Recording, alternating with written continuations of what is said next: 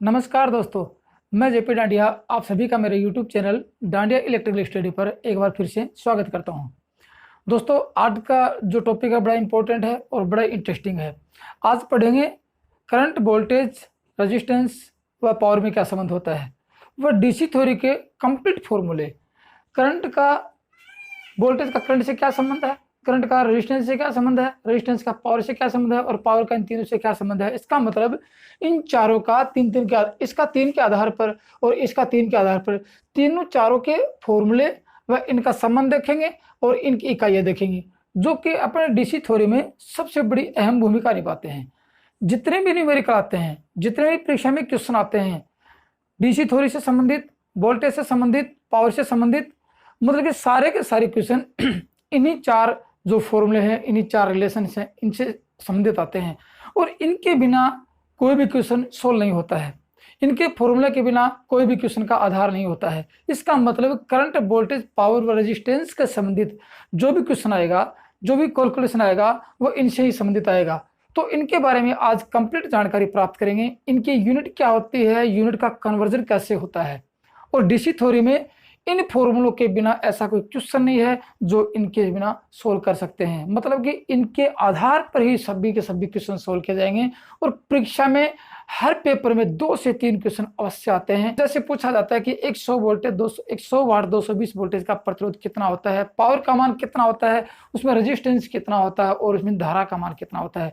सभी के सभी फॉर्मूले होते हैं, वो इनसे संबंधित होते हैं। तो आज इन चारों का आपस में संबंध पढ़ेंगे और इनकी जानकारी प्राप्त करेंगे, सभी कॉन्सेप्ट को क्लियर करेंगे और डीसी थ्योरी के आधार पर जितने न्यूमेरिकल होंगे उनके फॉर्मूले सीखेंगे और रटेंगे नहीं, बिल्कुल भी समझेंगे। एक बार समझने के बाद जिंदगी भर आप भूल नहीं पाओगे। इतने इजी सिंपल तरीके से समझेंगे कि आप देखोगे कि 12 फॉर्मूले किस आधार पर कैसे आसानी से अपने कंप्लीट कर लिए हैं और याद हो चुके हैं। इन सभी बातों को जानने के लिए आप वीडियो को लास्ट एंड तक देखते रहिए। दोस्तों, इन सभी का संबंध देखो। आपने इसलिए पिछले वीडियो में देखा कि वोल्टेज, करंट व रेजिस्टेंस का क्या संबंध होता है, जो कि ओम के नियमानुसार पढ़ा।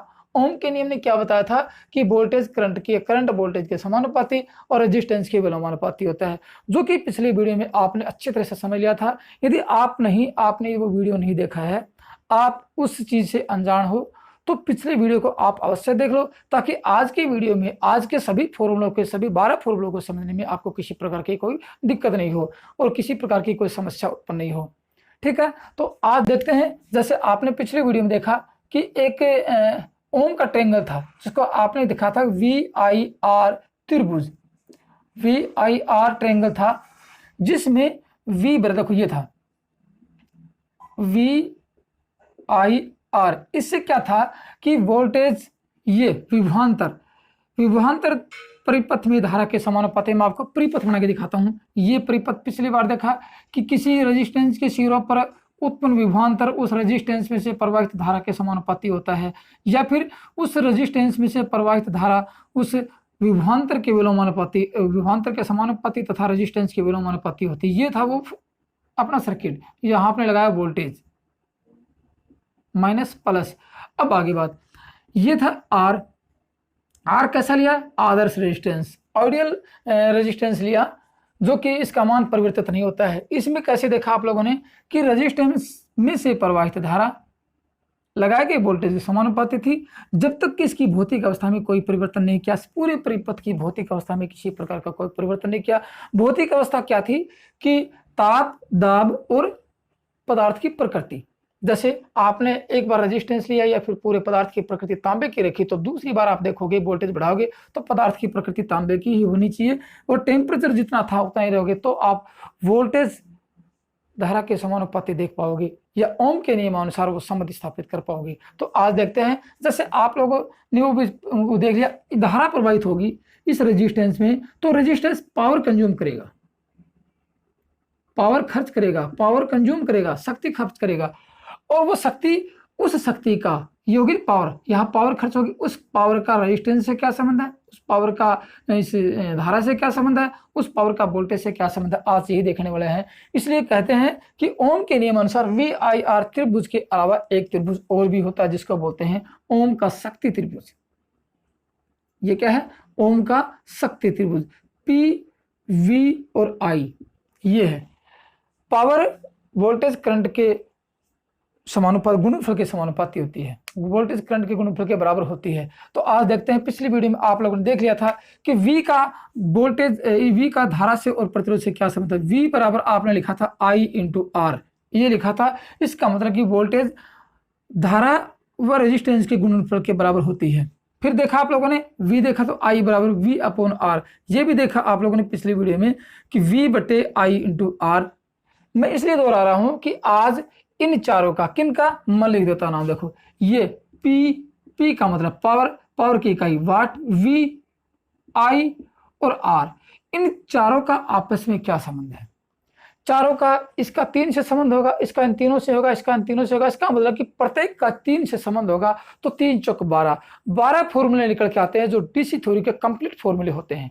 डीसी थ्योरी में कैलकुलेशन वाले कंप्लीट फॉर्मूले होते हैं कि इन 12 फॉर्मूलों के अलावा आप किसी प्रकार के क्वेश्चन को मतलब किसी प्रकार का क्वेश्चन सोल्व कर सकते हैं, उनका उत्तर दे सकते हैं। ठीक है, तो ये लिख सकते हैं कि 3 का ये हो गया कि पी का 1 2, पी वी 3 बार, आई और ये आर और ये आर, तीनों का संबंध देखेंगे आज।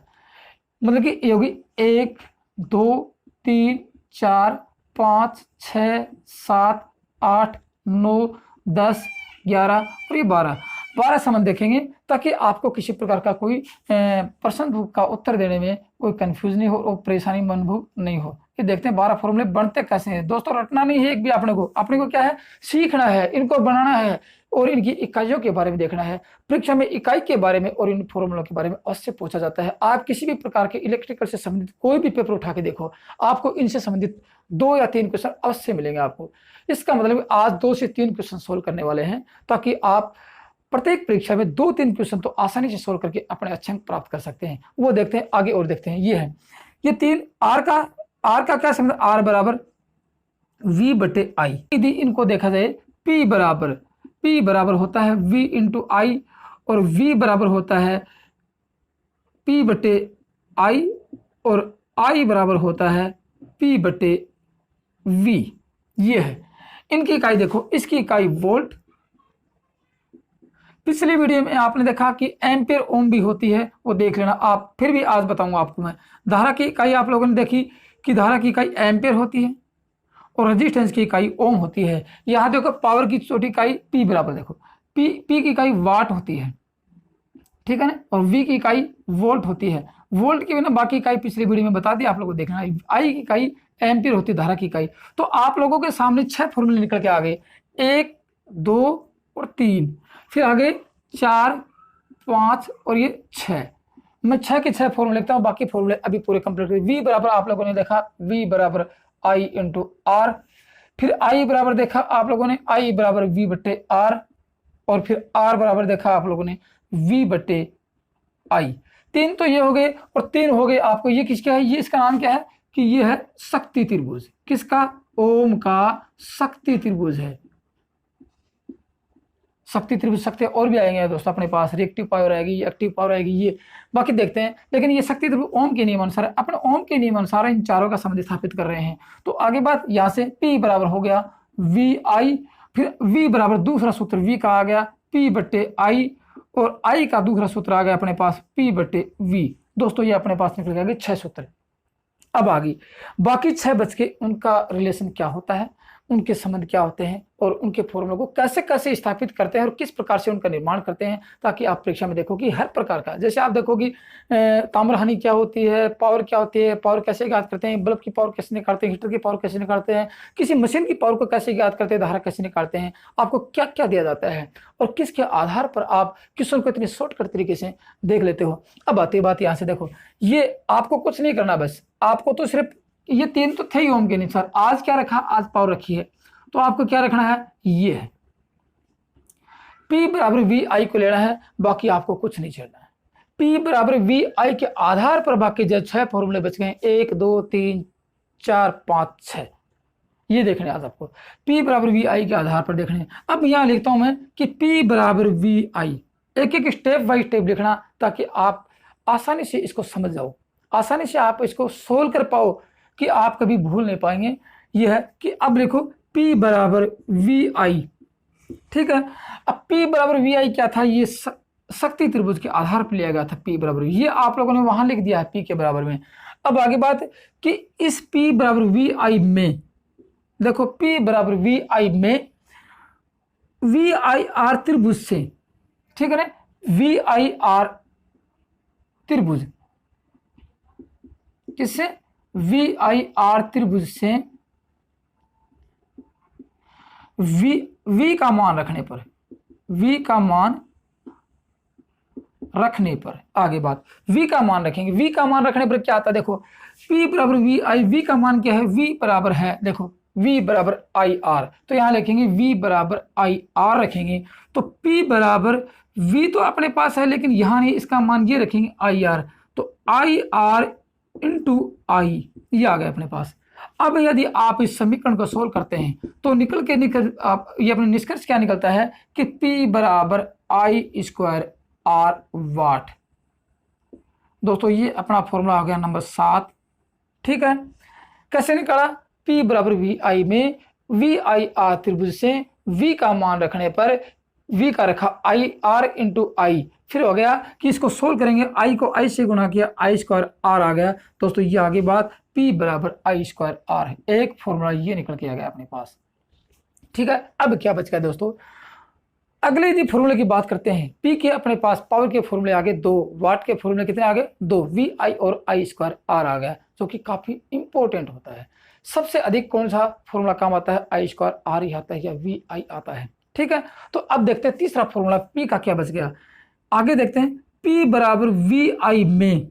ठीक है, अगली स्टेप लिखेंगे P बराबर वी आई में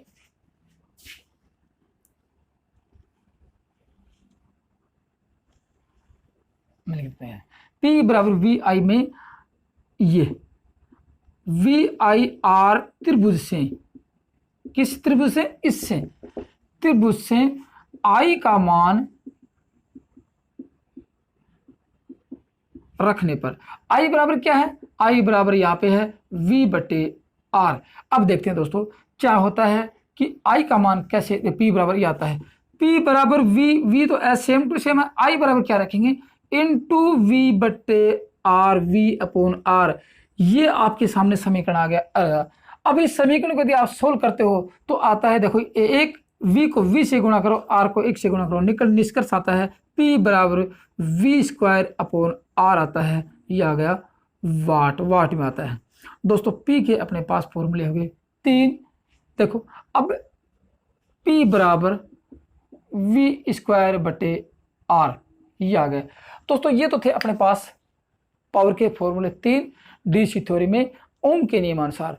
दोस्तों वीडियो पसंद आए तो लाइक ज़रूर करना, शेयर करना और कमेंट्स ज़रूर करना। कमेंट्स में कंजूसी रखते हैं, कमेंट्स में लिखना अपने मन में इस वीडियो के प्रति क्या विचार व्यक्त है उनको अवश्य लिखना, ताकि आपको यदि कुछ त्रुटि लगी, कुछ समझ में नहीं आया तो उसका आगे और सुधार किया जा सकता है। ऐसे तो मेरे को आशा है कि आप लोगों को वीडियो पसंद भी आ रहे हैं और समझ में आ रहे हैं। ठीक है, और जो दोस्त पहली बार वीडियो को देख रहे हैं, दोस्तों निमी पैटर्न के आधार पर मैं हर वीडियो में बताता हूँ, निमी पैटर्न के आधार पर कंप्लीट सिलेबस का अध्ययन करने के लिए आप चैनल को सब्सक्राइब जरूर कर लें, ताकि आप आगामी आने वाले किसी भी प्रकार की इलेक्ट्रिकल से संबंधित एग्जाम में अच्छे अंक प्राप्त करके अपनी सफलता को प्राप्त कर सकते हैं। ठीक है, तो अब देखते हैं दोस्तों कि बाकी बच गए 1 2 3 4 में 6 नंबर का फॉर्मूला बच गया, V का मान और I और 2R के मान कैसे आते हैं। दोस्तों आपको कुछ नहीं करना है, एक बार मैंने आपको बताया, एक बार इस फॉर्मूले, इस समीकरण को हल किया, कौन से को, P बराबर वी आई को हल किया।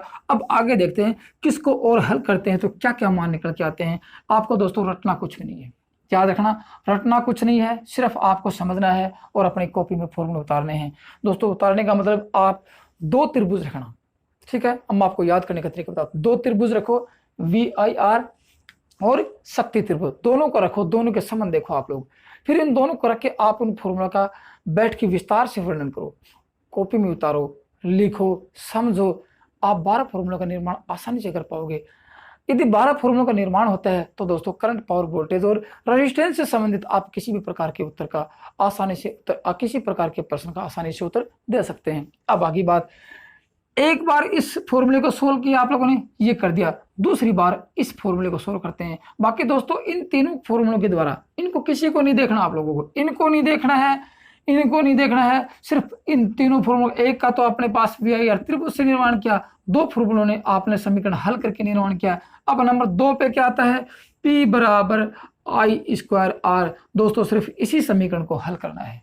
आप इस समीकरण को हल कर पाओगे तो आपके सामने दो त्रिभुज, दो फॉर्मूले और निकल के आते हैं जो कि बड़े ही इंपॉर्टेंट हैं। ठीक है, मैं देखता हूं आपकी क्या होता है। देखो इस फॉर्मूले को यदि हल करते हैं, यहां लिखो P बराबर IR, समीकरण को हल करने पर लिख दो, हल करने पर, बाकी मान किसी का नहीं रखना है, हल करने पर क्या आता है, बस मान एक दो बार रखा आप लोगों ने, किसका, एक बार इस सूत्र में इसका रखा VIR त्रिभुज से, और एक बार इसी फॉर्मूले में I का मान रखा VIR त्रिभुज से। बाकी आपको मान किसका नहीं रखना है, मान तो रखना नहीं, बस आपको तो क्या है, समीकरण हल करने हैं। आप इस समीकरण को हल कर पाओगे तो देखते हैं क्या निष्कर्ष निकलता है। निष्कर्ष दोस्तों ये आता है, I का मान निकालते हैं आप लोग। ठीक है, तो रखेंगे इस समीकरण को हल करेंगे, I बराबर, देखो I बराबर रखेंगे, I² इधर रखा, इधर I² इधर रखते हैं तो क्या आता है, P के नीचे R चला जाता है समीकरण में हल, तो P बटे R आता है। दोस्तों एक समीकरण आगे, इस समीकरण की स्टेप ही होती है कि I का मान निकालेंगे तो I के बदले में ये R इसके P के नीचे चला जाएगा, I एक साइड में बच जाएगा, समीकरण ऐसे हल होता है। अब आगे बात देखते हो होता क्या आगे, देखो P बराबर I², अब स्क्वायर को हटाएंगे तो क्या लिखेंगे, I बराबर P बटे R का रूट होता है। एक फॉर्मूला धारा का ये होता है, इलेक्ट्रिक करंट का ये होता है, इसकी इकाई एम्पीयर होती है। ठीक है, अब I बराबर P बटे R का रूट है, तो यहां लिख देते हैं I का दूसरा फॉर्मूला, ये एक तो ये था, एक ये था, I बराबर P बटे R का रूट, एक आता है। अब बच गए दोस्तों फॉर्मूले अपने पास 3, बाकी कुछ नहीं है, एक वोल्टेज का और 2 रेजिस्टेंस के। रटना कुछ नहीं है दोस्तों, फिर बोल रहा हूं, रटो मत, परीक्षा में अच्छे अंक प्राप्त करने के लिए इनको समझो, कॉपी में उतारो, दोनों त्रिभुज लिखो, दोनों त्रिभुज लिखने के बाद इन फॉर्मूला का निर्माण करो, क्योंकि DC थ्योरी, पूरी DC थ्योरी, कंप्लीट थ्योरी में यही फॉर्मूले अपनी अहम भूमिका निभाते हैं, जो कि प्रत्येक क्वेश्चन को सोल्व करते हैं। ठीक है, ये आता है, फिर आता है कि ये I एम्पीयर, एक फॉर्मूला ये आता है निकल के अपने पास।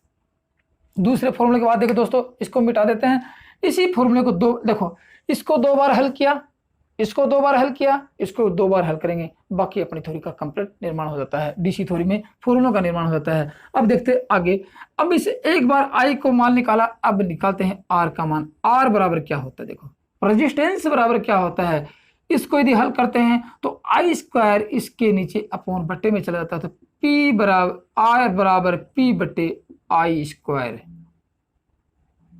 ये ओम होता है। एक दोस्तों ये आता है, रेजिस्टेंस का मान निकल, कौन सा, R बराबर, यहां लिख देते हैं R बराबर P बटे I²।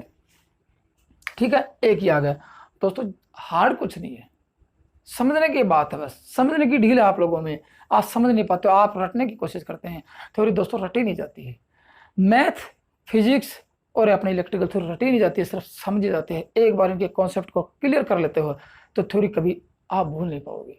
ठीक है, ये आता है। अब आगे दोस्तों R बराबर P बटे I² लिखा, ये आ गया R का मान। अब दोस्तों किसका बच गया, एक बार बच गया V का मान और एक बच गया R का मान। फिर इनकी इकाइयों को देखते हैं, इकाइयों का कन्वर्जन कैसे होता है, किस प्रकार के प्रश्न परीक्षा में आने के संभावना आ चुके हैं वो देखते हैं। अब आगे बात, मैंने आपको बताया था कि 3 फॉर्मूले अपने पास पावर के हैं, शक्ति के हैं, ये 1 नंबर फॉर्मूला, ये 2 नंबर फॉर्मूला, ये 3 नंबर फॉर्मूला। इसको हल कर दिया 2 बार, इसको हल कर दिया 2 बार, अब इसको हल कर देते हैं 2 बार। लिखा क्या, P बराबर V² बटे R वाट, ये ठीक है।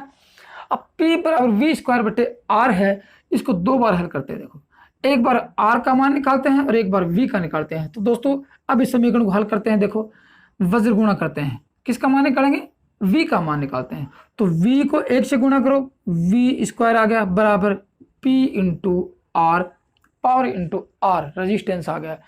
ये तो समीकरण की अगली स्टेप है।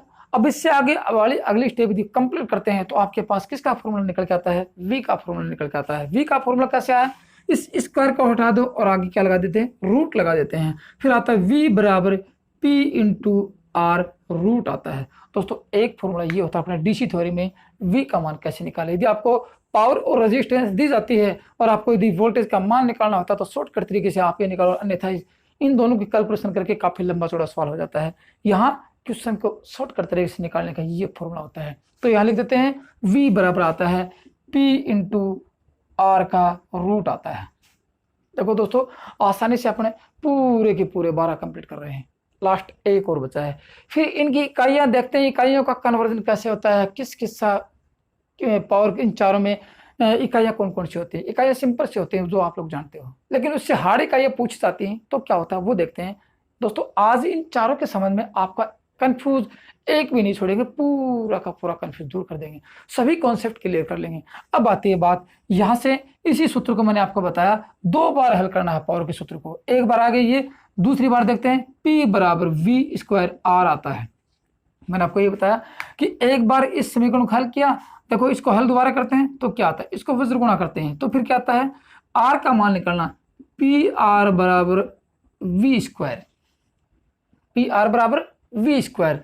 अब आगे कि इस R के मान को निकालेंगे, इसको निकालेंगे। अगली स्टेप ये थी, इससे आगे वाली स्टेप क्या होती है कि R बराबर, देखो ये इसके मल्टीपल में है तो क्या चला जाएगी, डिवाइड भी चली जाएगी, तो फिर आता है V स्क्वायर बटे P आता है। ये दोस्तों किसका फॉर्मूला आ गया, ये रेजिस्टेंस का फॉर्मूला आ गया, जो कि अपना एक 12 फॉर्मूले से पेंडिंग बचा हुआ था कि R बराबर V स्क्वायर बटे P आता है।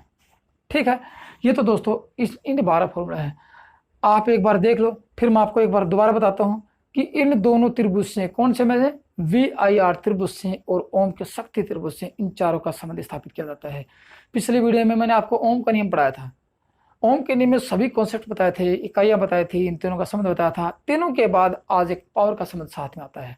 ठीक है, और चारों का संबंध अच्छी तरह से स्थापित कर लिया है कि ताकि आपको परीक्षा में कभी दिक्कत नहीं है। आप कभी नेट सर्च करके देखना, आपके पास एक ऐसा गोल चित्र आता है, ऐसा आता है गोल चित्र, देखो ये आता है, ये आता है यहाँ से, और ये ऐसे आता है, और यहाँ लिखा होता है, देखो ये ऐसे काट के देते हैं और इसको मिटा देते हैं, ऐसे देखो इनको मिटा दिया,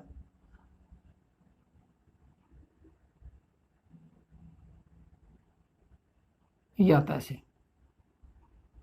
यहाँ PVIR होता है और इन तीनों के फॉर्मूले आते हैं। ये फॉर्मूले आप देखोगे कि यहाँ P का फॉर्मूला VI स्क्वायर R, फिर आता है V स्क्वायर बटे P, ये आता है P का फॉर्मूला V स्क्वायर बटे R, ऐसे आता है, पूरा का पूरा एक कंप्लीट सर्किल आता है, भरा होता है। कैसे होता है दोस्तों, ये सारे के सारे आप लोग देखते हो कि ये याद नहीं होते हैं, कैसे इनको याद करेंगे, कैसे इनका कैलकुलेशन करेंगे, याद कुछ नहीं करना है, आप तो 2 त्रिभुज रखो और फॉर्मूला का निर्माण कर दो, बाकी जोर कहाँ था, आपको कुछ नहीं आता है। अब देखो दोस्तों, ये इनके आने के बाद आता है कि इनकी इकाइयों कैसे को कन्वर्जन कैसे करेंगे, परीक्षा में क्या आता है देखो। ठीक है, अब मैंने आपको पिछली वीडियो बताया कि वोल्टेज की इकाई क्या थी, वोल्ट की इकाई कि एम्पियर ओम थी या फिर वोल्ट थी, धारा की इकाई क्या थी, वोल्ट प्रति ओम थी। ठीक है ना, ये थी। आज इनके बारे में एक बार फिर देखते हैं। दोस्तों हार्ड कुछ नहीं है, आप तो एक बार देखो, समझो, रजिस्टर में उतारो और इनके एक बार प्रैक्टिस करो। समझ में नहीं आई कमेंट्स करना कि सर यहाँ कुछ दिक्कत आ गई, आप एक बार फिर से बताओ। ठीक है, P बराबर, फिर मैं 12 फॉर्मूलों का एक बार दोबारा रिवीजन करता हूँ इकाई के बारे में।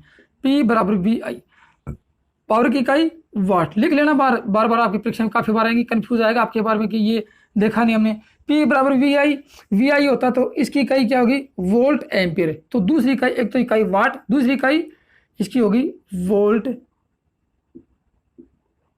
एम्पियर, एक तो ये आ गई P बराबर VI। एक से जब पावर का निर्माण करते हैं तो इसकी इकाई होती है कि कार्य करने की दर को पावर कहते हैं, W बटे T, W की इकाई देखो जूल प्रति सेकंड होती है। उस प्रकार वो तो छोटी इकाई, वो आपने यदि इनसे पहले की इकाई आप प्रारंभिक इकाई देखते हैं तो मैं सबसे पहले 1-2 वीडियो बनाए थे, सबसे शुरुआत में जब मैंने चैनल स्टार्ट किया तो इनकी इकाइयों के बारे में जरूर बताया था, पावर क्या होती है, वोल्टेज क्या होता है, धारा क्या होती है, रेजिस्टेंस क्या होती है, उनके बारे में बताया था।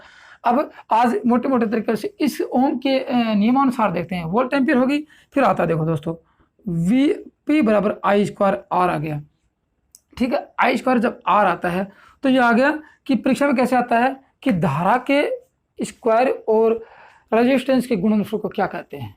परीक्षा में कैसे ना, धारा के square current square into resistance को क्या कहते हैं, किस नाम से जाना जाता है? तो ये आ गई, एक इसकी इकाई वाट और दूसरी इकाई ये है ये वोल्ट एम्पियर थी। तीसरी इकाई देखो दोस्तों, तीसरा समझ आता है वी स्क्वायर बटे आर, ठीक है ना। इसकी इकाई है कि वी स्क्वायर बटे आर। तो कभी कभार क्या आता है कि वी स्क्वायर का मतलब वोल्ट की इकाई वोल्ट स्क्वायर ओम की घात माइनस एक, एक इकाई ये आती है, एक इकाई इसकी वाट होती है, ये आता है। काफी बार परीक्षा में आता है क्वेश्चन, क्योंकि यहाँ देखो रेजिस्टेंस की इकाई ओम, वोल्टेज की इकाई वोल्ट, वोल्ट स्क्वायर ओम रखा, देखो इसके ऊपर घात 2, इसके ऊपर घात 1 है, इसको उठा के ऊपर मल्टीपल में कर देते हैं तो ये घात माइनस में चली जाती है, एक घात ही होगी। फिर आता है देखो वोल्टेज की इकाई, V बराबर आई आर होता है। आई आर का मतलब कि करंट व रेजिस्टेंस के गुणनफल को वोल्टेज कहते हैं, इसकी इकाई वोल्ट होती है। एक तो ये आ गई, और दूसरी इकाई धारा की इकाई होती है एम्पियर, और आर की इकाई होती है ओम, ये होती है ओम। एम्पियर इंटू ओम किसकी इकाई है? वोल्टेज की इकाई है। फिर आता है V बराबर, देखो V बराबर P बटे आई, एक ही आ गया। देखो ये प्रश्न देखो आप, V बराबर P बटे आई, इसका मतलब कि पावर की इकाई वाट, धारा की इकाई एम्पियर। तो लिख सकते हैं कि V की इकाई वोल्ट तो होती है, उसके बाद दूसरी इकाई कौन सी होती है? वाट प्रति एम्पियर।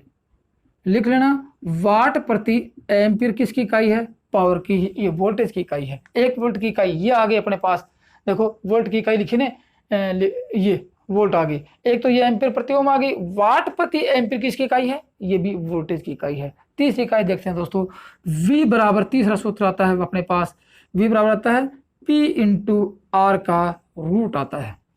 तो P इंटू आर के वर्ग को क्या कहते हैं? आगे परीक्षा में P पावर व प्रतिरोध के वर्ग को क्या कहते हैं? वोल्टेज ही कहते हैं दोस्तों, यही कंफ्यूज होता है। देखो पावर इंटू रेजिस्टेंस के वर्ग को वोल्टेज कहते हैं, इसकी इकाई वोल्ट तो होती है, दूसरी पावर इंटू वर्ग की होता है। फिर आता है दोस्तों देखो, इसके बाद आता है आई बराबर V बट्टे आर। इसका मतलब होता है कि आई की इकाई एम्पियर तो होती है। उसके बाद यदि ओम के नियमानुसार देखें दोस्तों, टॉपिक बड़ा इंपॉर्टेंट है, वीडियो को लास्ट एंड तक देखते रहिए, ठीक है। आप यदि वीडियो को लास्ट एंड तक देखोगे तो आपको किसी प्रकार का कोई कंफ्यूज नहीं होगा। अब आगे बात यहाँ से ये आ गई कि P एम्पियर तो होती है, एक आ गई इसके बिना और यदि अलग इकाई देखते हैं तो वोल्ट प्रति ओम किसकी इकाई है? ये भी इस धारा की इकाई ही होती है। एक तो आ गई ये वोल्ट प्रति ओम, क्योंकि वोल्टेज की इकाई वोल्ट, आर की इकाई ओम। तीसरी इकाई देखते हैं दोस्तों क्या होता है, बस रटा कुछ नहीं है आप लोगों ने, मैं बताता हूँ, रटना कुछ नहीं है आप लोगों को, सिर्फ सीखना है, इस समीकरणों को हल करना सीखना है। क्या आता है? वोल्टेज प्रति ओम आता है। वोल्टेज प्रति ओम की इसके ऊपर घात 1, इसके ऊपर घात है, इसको भिन्न रूप से न देखकर आप साधारण रूप से हल करते हैं V बटे आर को, तो क्या आता है? V की इकाई वोल्ट आती है। देखो V की इकाई वोल्ट इंटू ओम की घात -1, ये भी किसकी इकाई है? इस धारा की ही इकाई होती है। दूसरी इकाई देखते हैं धारा की I बराबर, आप लोगों ने देखा I बराबर होता है P बट्टे V, ठीक है ना। I बराबर क्या देखा? P बट्टे V। इसका मतलब ये है कि धारा की इकाई एम्पियर तो आप लोगों ने देख ली है, वैसे तो कूलम्ब प्रति सेकंड भी होते हैं सबसे पहली इकाई। उसके बाद अपन किसकी इकाई के बारे में अध्ययन कर रहे हैं? ओम के नियमानुसार इनमें संबंध क्या होता है और इनकी इकाइयाँ क्या होती हैं। अपन शुरू से नहीं ओम के नियमानुसार पढ़ रहे हैं दोस्तों। ये आ गई इस धारा की इकाई एम्पियर, फिर आती है कि पावर की इकाई वाट, और नीचे अपोन में है प्रति वोल्ट, ये किसकी इकाई है? ये दोस्तों इस धारा की इकाई होती है, ज्यादा नहीं, हार्ड नहीं है।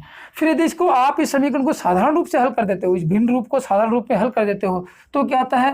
वाट इंटू वोल्ट की घात -1, ये किसकी इकाई आ गई? ये भी दोस्तों इस धारा की इकाई आ गई, ज्यादा कुछ हार्ड नहीं है। अब दोस्तों एक इकाई और बच गई धारा की, जो आती है कि एक इकाई और, I बराबर, तीसरा यदि कन्वर्जन देखते हैं, P बट्टे आर का रूट, देखो ये सामने लिखा है P बट्टे आर का रूट।